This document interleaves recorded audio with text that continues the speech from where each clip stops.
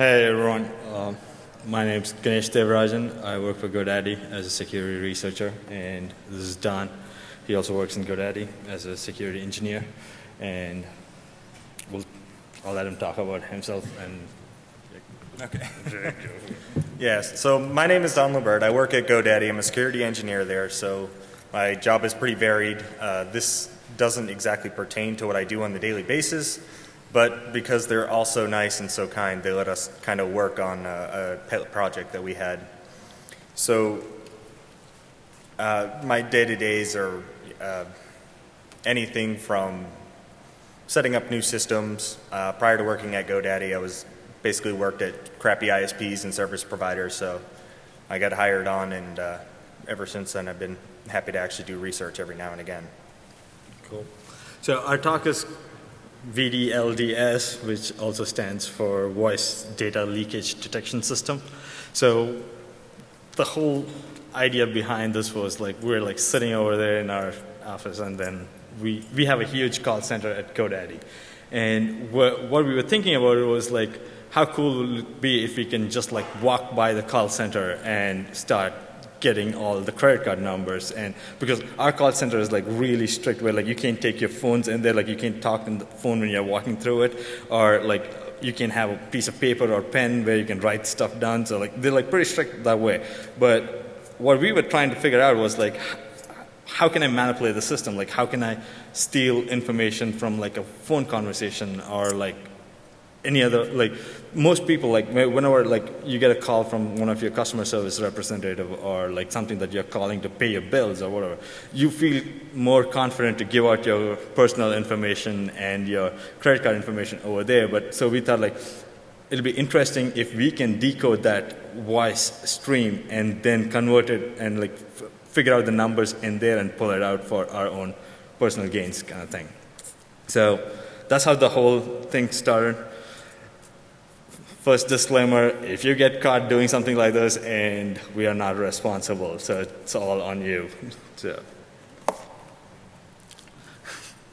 So the agenda is basically we want to go through what's the problem that we actually came across, what is it that we want to what is it that we want to cover, and what are some of the background stuff that's out there, and the different scenarios that we could think of, and there are a million other scenarios out there, and the different deployment architecture model that we have for our tool, and a demo and future work. We'll probably do the future work before the demo. So the problem. So, as we know, when you're on your phone, more people tend to let things slip, and they do that for multiple different reasons. Even when you're in an enterprise or just on your cell phone, you tend to say things thinking, oh, well, it's either encrypted by the cell phone provider, or maybe it's encrypted, by my enterprise. They're always willing, or most people are willing to give out their credit card number. I mean, how many people have sat there, even at work, on your Cisco phone and said, okay, I'm going to call the pool guy because stuff just blew up, and I totally need to have him get out there today. I'm going to give him the credit card number of the phone so he's at my house by the time I'm home. Well, yeah, that's great, but it's not as safe as you think it is. So you give out your credit card number. Sometimes you're trying to set up a new maybe you're applying for school, so you got to drop your social security number. Well, they're not going to wait for you to walk over to their station or send it through the internets. You're going to give it over the phone. So a lot of the times people also try to use that phone system, which they don't think they are going to get caught on, and they'll try to slip out insider information. They'll try to talk about your company's acquisitions before it hits the streets at all. The problem with that is obviously, as an enterprise, we're always trying to figure out, how can we protect our data to the point when we're ready to release it? Because the rumor mills really cause a lot of damage. And if you can control that, or at least know where it's coming out from, then you're going to be a lot better off. A lot of the times in enterprises, you have hundreds of people that are on the phone all the time. And there are systems in place that do monitor these phone calls. But just because you can monitor them and archive them and maybe have that audio for later doesn't mean you're going to be able to sit there and go through 100 phone calls an hour and you're going to be able to sit down and listen to every 20-minute phone call or hour-long phone call, there's just not enough manpower. So some of the background again, like, so who does this kind of thing? Like, government is already doing it. Like, whenever you want to, like, have a tap warrant on someone's phone, you can go through the service provider and kind of like tap all your calls. And how efficient is it if you know, like, the person talks on the phone for like 20 hours a day or something, and then you don't want to sit through there and like listen to every single conversation, but like if you can figure out like these are the keywords that you want, then like you can already trigger that up and do that kind of thing. And so one thing that we thought was like things like jihad and terrorists and all those kind of things, like the government's already tracking those kind of calls, and then like they do all the voice matching recognition and all those kind of things. But those are all done on the service provider level, and we wanted to bring something which is firstly not that expensive, and secondly much more cheaper to do it and easier to do it. I mean, like you can also go plant a physical bug into the phone and then do the recording and transmitting it out simultaneously, but we thought, like, let's just make it simpler on the wire. That way, like, I don't have to be physically present over there to do some of these kind of work. And there are commercial software which are out there which does this recording for you, but then the ones that we actually looked into, like, didn't have that expertise of detecting stuff on the fly, which would, like, trigger further investigation kind of thing. Like we, at least as a provider, like we have a huge call center, and then like over there we get tons of calls. Like I can't have somebody go sit and like listen to every single call. So if I could like trigger like some kind of an angry customer or somebody who's just abusive, or like they're like asking phishing for like credit card numbers or things like that kind of thing, like I can trigger that one and log that and figure out who's doing what kind of thing. So what is DLP? DLP is data loss prevention, and it's something that every enterprise deals with every day. And most of the time, DLP is targeted at things leaving their network, but it's also targeted at data at rest. Well, the two things that you're dealing with there are either on a server or they're on a client workstation. So their digital documents, their text pad, their emails, they're not voice. They're not audio, they're not video.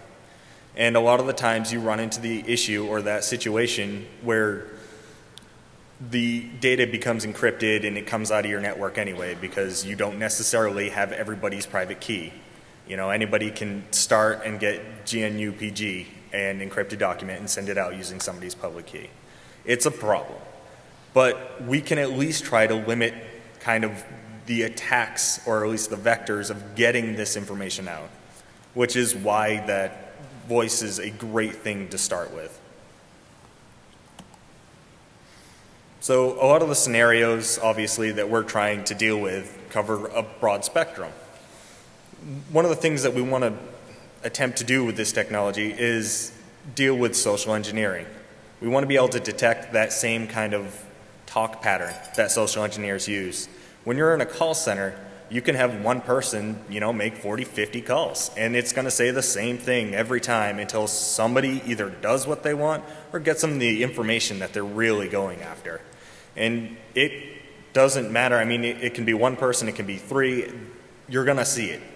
With this, you should be able to detect that type of activity because we've made it in a way that you can write a rule that's going to parse through the text output in the manner that you need. So if something new is out there that you need to pull out in a different manner, that's possible. Another scenario is obviously your insider trading and leaks. Everybody has that issue. I mean, we can attest to the fact that when people invested into GoDaddy recently, that it's very short after that information comes out internally that it's all over Twitter. And then shortly after Twitter, it's out on the internet, and then there's like a blog document less than an hour later. So is it, you know, people doing that on their cell phones? In our case, probably not so much. I mean, we require that they don't use cell phones in the call centers or on the floor. So no. Is it possible that they're calling out over our phone systems? Absolutely. And that's also the best way to get the most information out fast. You know, it's calls to bookies.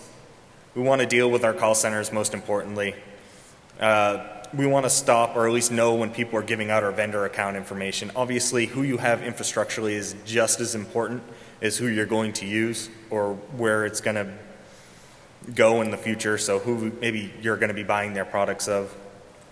At the same time, we made this pretty modular. So if you're going from one end, you're being a nice guy and you're trying to block that stuff or detect it leaving your network, you can use it that way. But it could also be used to spy on people. It can sit on their workstation at home. Maybe they have a soft phone. So that's that VoIP traffic. And you can sit there, you can spy on your wife or your spouse or whatever. You can try to steal their personal identifying data. It all flies out over the phone. It all flies out off their system. You can try to snag all their credit cards. Or, you know, maybe we just want to know who the hell is cursing us out. And interact with that, maybe blank it out, you know, try to bleep out, if you will, that type of curse or reset the call. So one of the things that I also actually heard was like one of my colleagues' friend basically happened to record all his phone conversation, and when the bank came in for the foreclosure, he was able to play that and then basically get out of the foreclosure and sue the bank and get money out of that too. So it worked out in their advantage over there. And some of the other things in the news about data leakage, right? Like Sony lost so much of credit card information, and Citibank and ADP.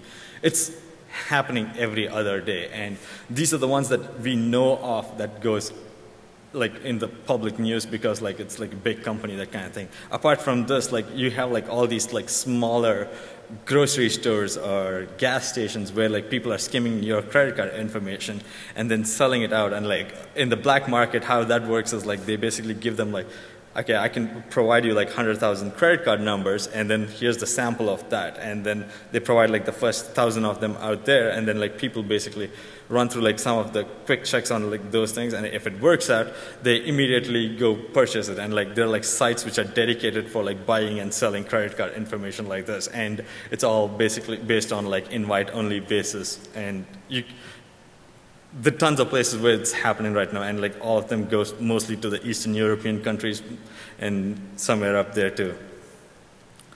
Some more background on like what is VoIP. I'm like we don't want to go more in detail about like what is VoIP and how it is done. Like there are like few other talks which are covering all that already. So what we are trying to do is like we have phone conversations between people, and whatever is going through the internet, like it's basically like the SIP protocol and then the RTP protocol mostly. And we're not even looking at the SIP right now. Like all that we do is like we take up the RTP payload from those sessions